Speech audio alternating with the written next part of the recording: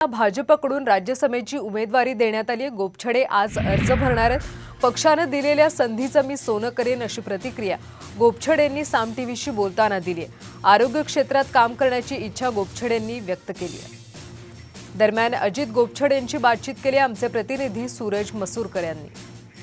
राज्यसभा उमेदवारी अर्ज भरण्याचा आज दिवस आहे आणि आपल्यासोबत भाजपचे उमेदवार अजित गोपछडे सर आहेत। मी अजूनही सर्वसामान्य कार्यकर्ता आहे। माझे पाय अजूनही जमिनीवर आहेत। मी दिलेल्या संधीचं सोनं करेल आणि कार्यकर्ता म्हणून माझ्यासारख्या अनेक मी खूप सर्वसामान्य कार्यकर्ता आहे।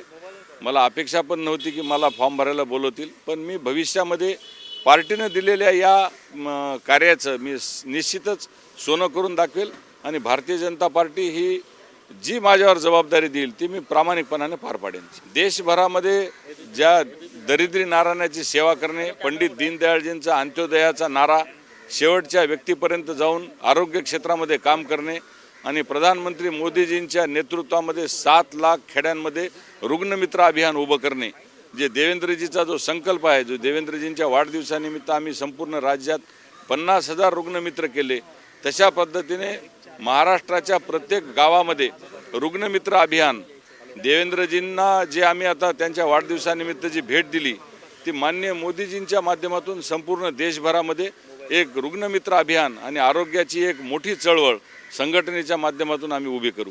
खूप खूप धन्यवाद साम टीव्हीशी बातचीत केल्याबद्दल। कॅमेरामॅन राकेशसह मी सूरज मसूरकर।